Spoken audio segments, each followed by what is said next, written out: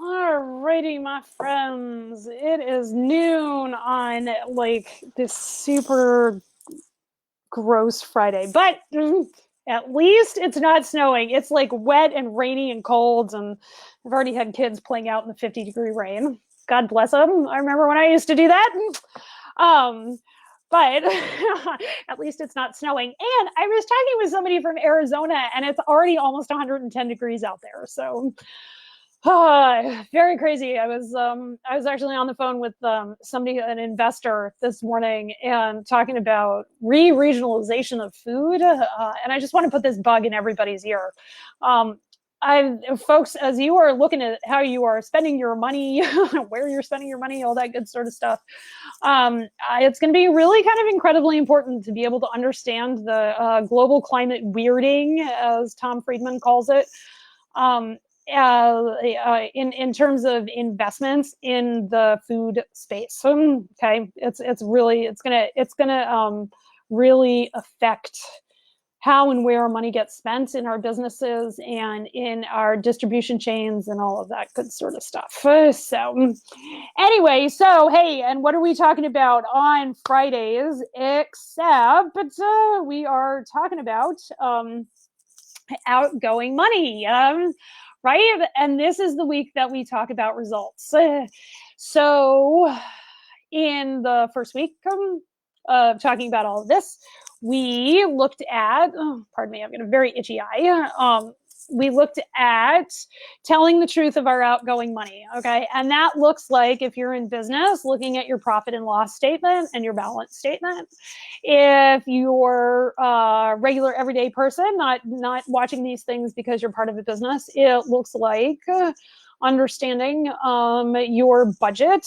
My favorite budgeting software, happy to provide an affiliate link. It's like one of the few things I provided an affiliate link for, is YNAB. You need a budget.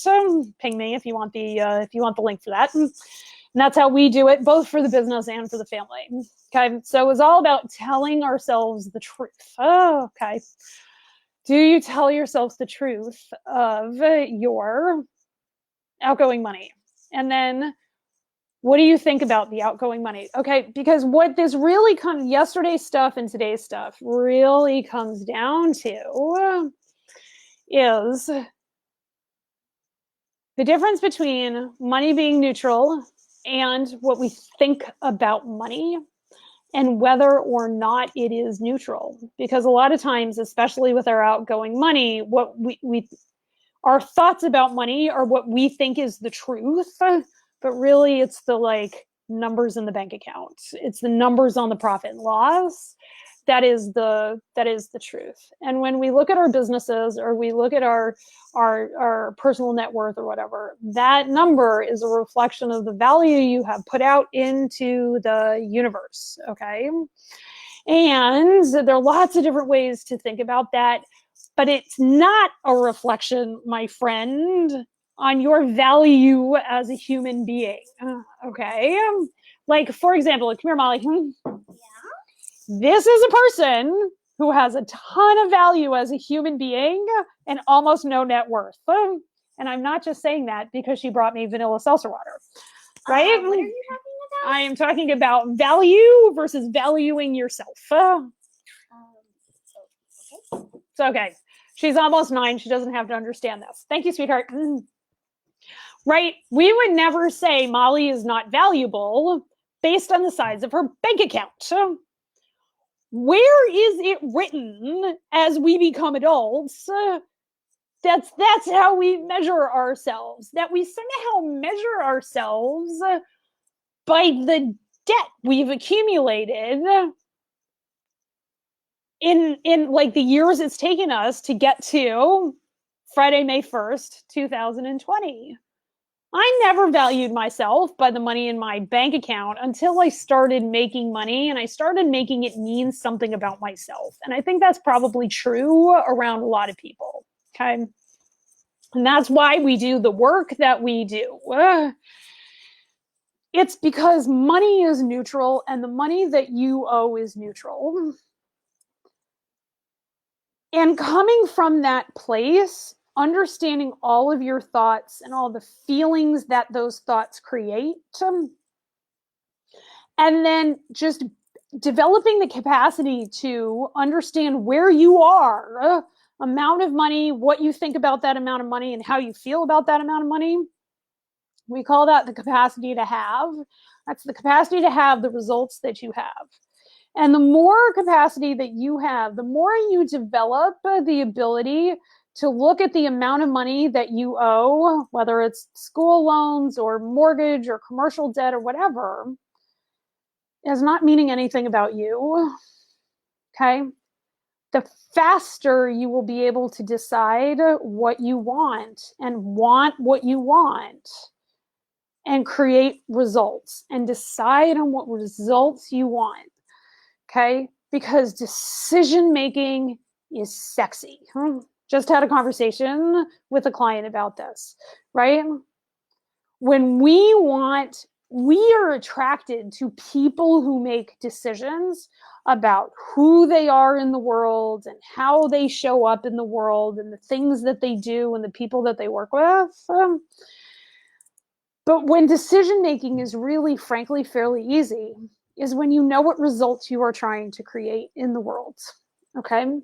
And so the example from my own life about this is I have been, for a very long time, passionately dedicated to sustainable regional food supply systems. Okay? I learned the term for this. We're re-regionalizing food. Okay, I had a fascinating conversation as part of a panel with a private equity or an investment banking firm yesterday. Okay, re-regionalizing food. I have been dedicated to that for my whole life as the CEO of Dirigo Food Safety. It is something I feel in my cells. Past my bones and into my cells, right? And I am so passionately dedicated to creating results around that and creating the results for my clients of profitable businesses, okay? Because at the end of the day, businesses make money and hobbies cost money. That I will talk to anybody. I will... So, and I don't want to say suffer, but I will talk to anybody. I will get on almost any phone call. I will do the asks to make that happen. Okay. What does that have to do with outgoing money? Sometimes it means that money goes out, right? And that I have created a level of debt in my business and in my life that supports that. I went into debt to create my prototype locker. But because I created that prototype locker, I had the right people at the right time looking at that, looking that it was getting retrofitted because it got sold. And that may lead to some really pretty substantial opportunity for my business. And it's because I spent a lot of time declaring my results in the world, okay? And that's kind of a really, creating sustainable regional food supplies, very big results, right? But Wellesley women, we're all about the big results. When we look at how that relates to debt, I have spent a significant amount of time in the past year and a half or so, since December 2018. Yes. So 1 year and 4 months, I guess. So almost a year and a half. Really understanding who I am in relationship to my own debt and developing the capability to see my debt as neutral, so that I can create the result of a debt-free life. And that's really what I am going for. I really don't want to be in debt. And I understand there are people who say, there's good debt and there's bad debt, and I get it. I totally get it. However, I am of the mind that I have pretty much accrued all the debt that I need to accrue. It's kind of like the drinking, right? On Martin Luther King Day this year, or that weekend, I decided I drank all the alcohol I need to drink. I've decided that I have accrued all of the debt that I need to accrue. All of my decision making from here forward is based on the result of not creating more debt. All right? Business debt or family capital debt, right? How did I come to that decision? By the way I make all of my decisions. And I'll walk you right through it, right? And it comes from the water and the strive and the light models that I do. So what do I want? I want a debt-free existence. How do I act when I want that? I fail forward. I get out there and I talk about money. I talk about the decisions that I've made. Okay, decisions that I've made that have put me into debt. Okay, I hired a coach last year and it really did not work. It really did not work from a financial standpoint. It really did work from the standpoint of learning what not to do in my business.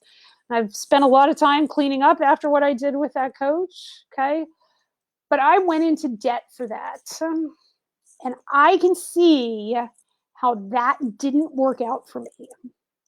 And I have decided I am somebody who's just not going to make those decisions anymore.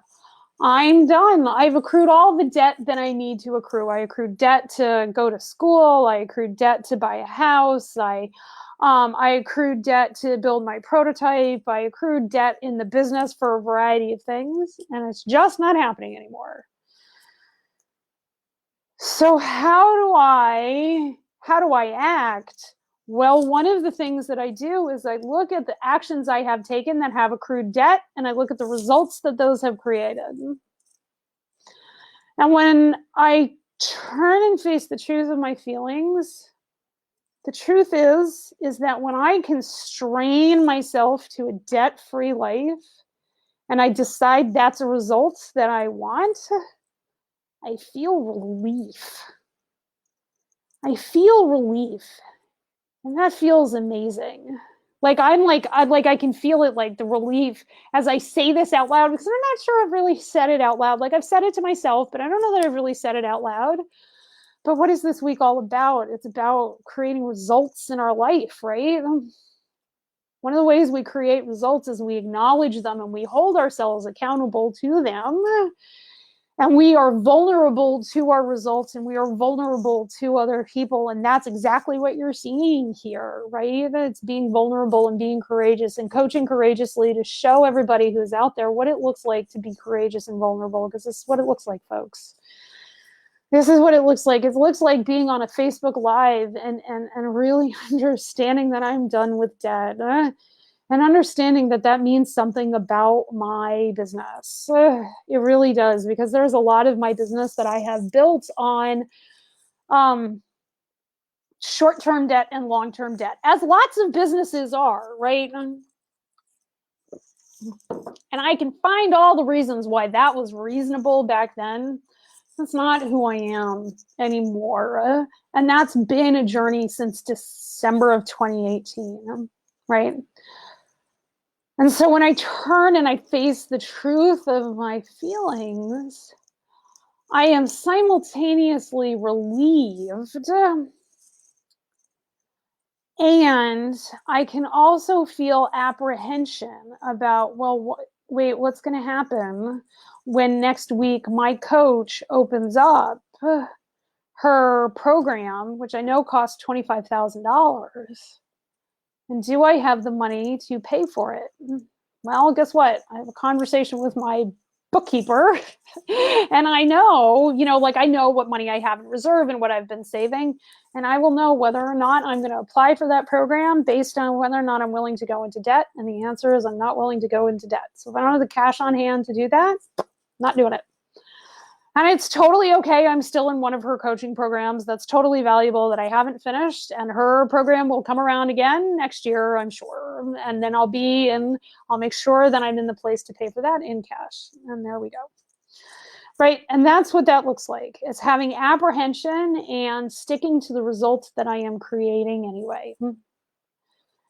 Sticking to my money protocol. That's what I call my money protocol. What I have in YNAB is my money protocol and how I show up to that.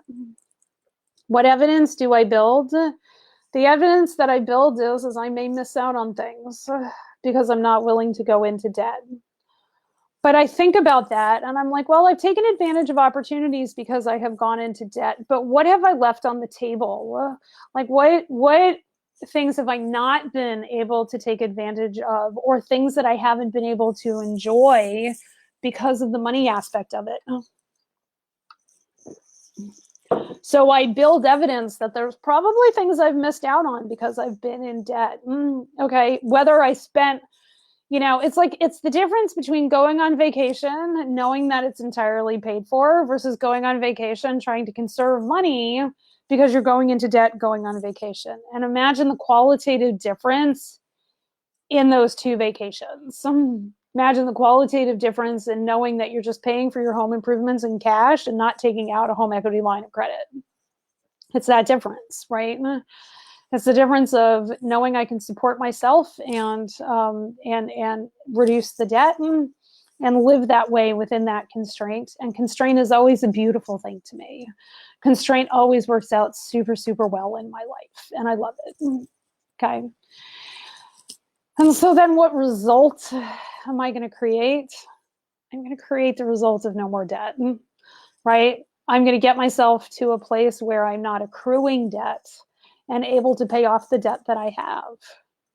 And that's really amazing. And as I sit here and I think about the energy as it is in my body, excuse me, and I think about what that looks like,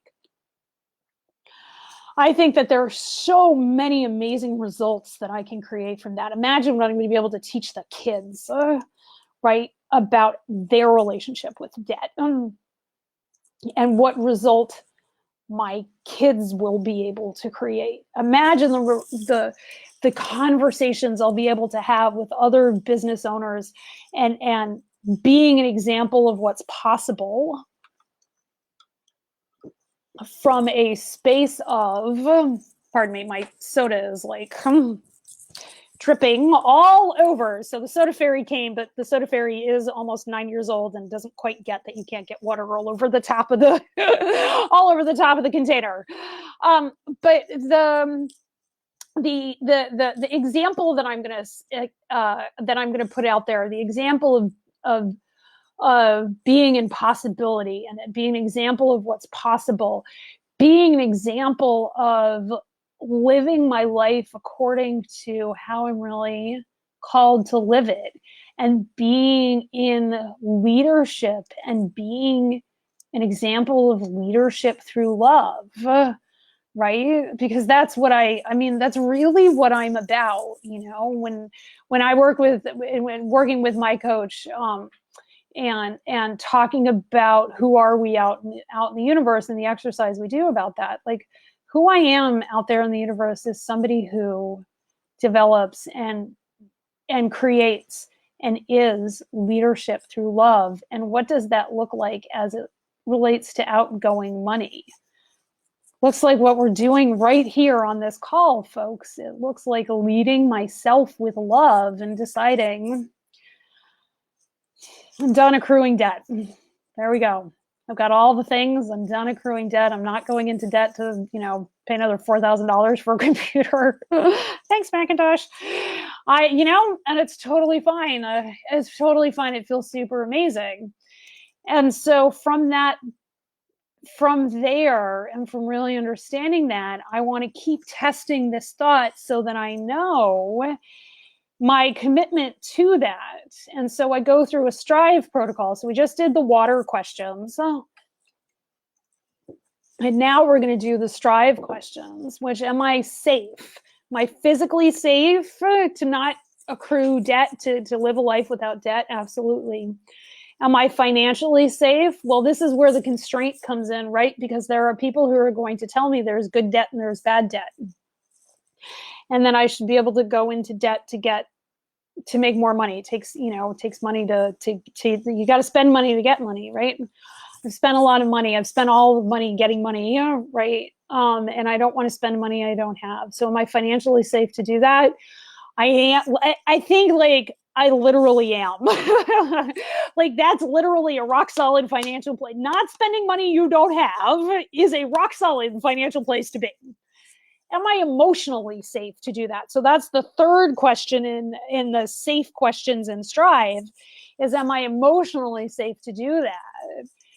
That's a tough place to be, and it's a lot like being in a bar, being surrounded by veterans and being the one who isn't drinking. But what if that's the leadership through love that I'm called to be doing? What does that look like? Right? Am I emotionally safe to be that person? Yeah. Am I trained? Am I trained to live a life without accruing more debt? No, I'm really kind of not. There's nothing about American society that trains us for this. So I'm going to have to train myself. And I'm in the process of doing it. I mean, like, seriously, that's what my bookkeeper and YNAB do for me, is that training. Do I respect myself? Do I respect the process? And the answer is, yeah, I really do. Like, the energy that this creates is really super amazing. And I really do respect it. Have I invested the time, talent, and treasure in order to live life this way? I am doing those investments. I mean, I invest in my bookkeeper who brings me YNAB. We invest in our bookkeeping systems. Like, there's a pretty significant investment in there in turning our books around so that we can create lots and lots of profitability in the business. And then what does that look like on the family side of the house? There's been pretty significant investment in time, talent, and treasure in making that a reality. Do I value doing this? I value doing this so hard that I'm willing to come on a Facebook Live and talk about it and talk about the failure to create it so far in my life, right? I've been making epic tons of progress in the past almost year and a half in doing this. I haven't wiped out the debt.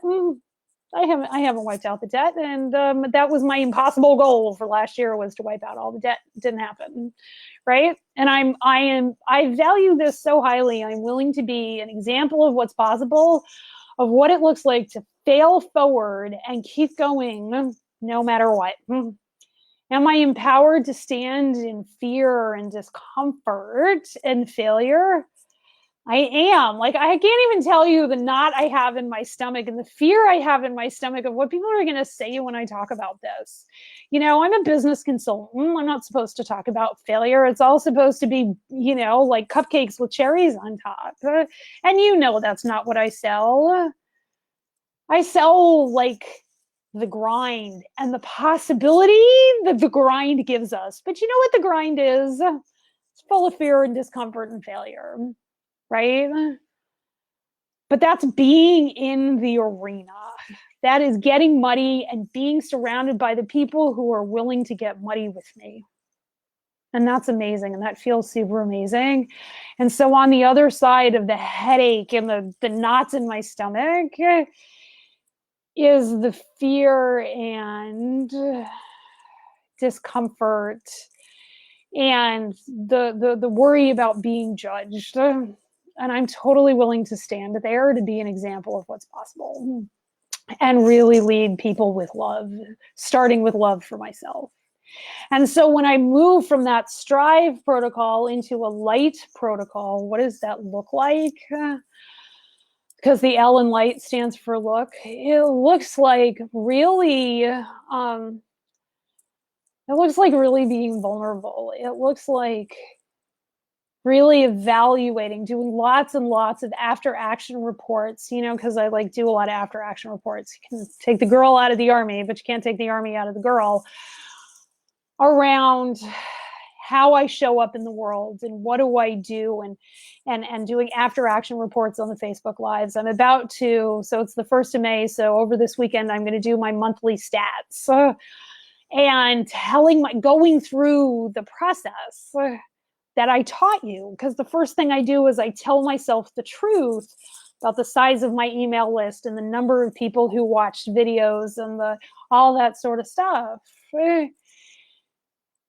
And I tell myself the truth about that, and the truth creates wealth. I had somebody who commented that, I've only had 12 watches. We probably have super different thoughts about that, right? I have 12 watches. I think that's amazing. That's 12 opportunities to change somebody's life, right?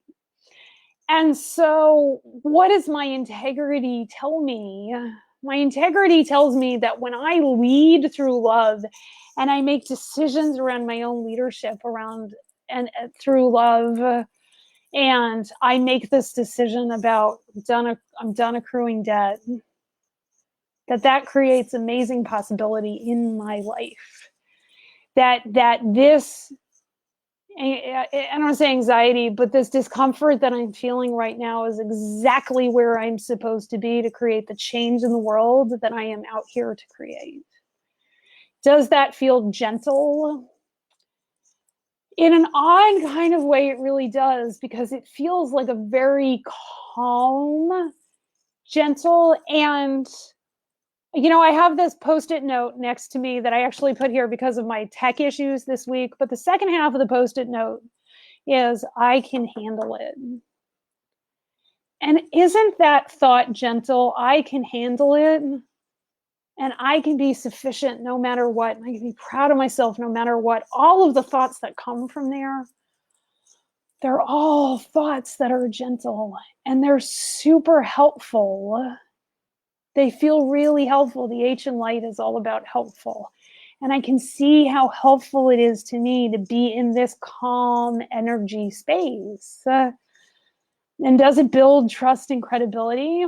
Well, if nothing else, it builds trust and credibility with my own self. Being in this decision and making the decision no matter what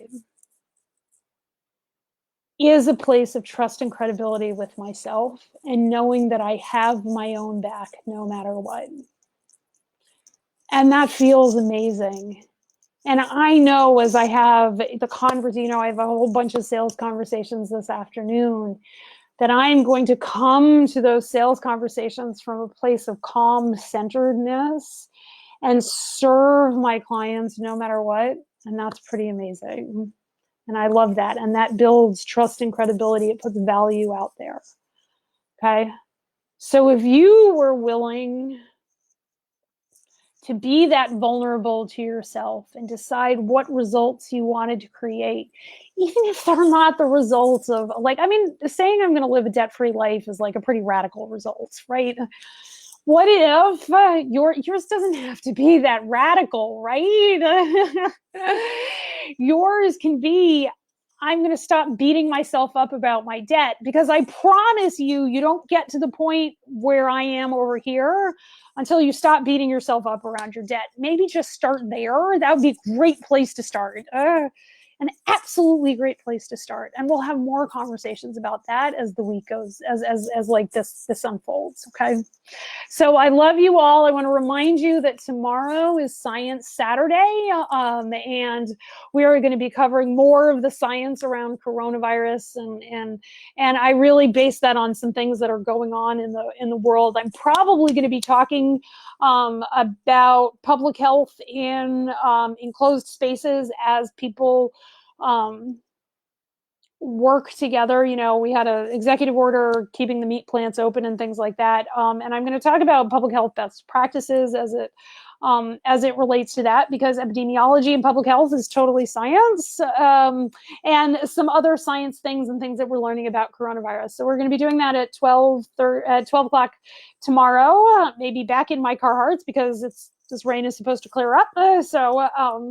But that's what we got for today. Thank you so much for joining us. I love you all. I hope you have a beautiful weekend, right? And I hope that you value the time we spend together, and I look forward to seeing you tomorrow.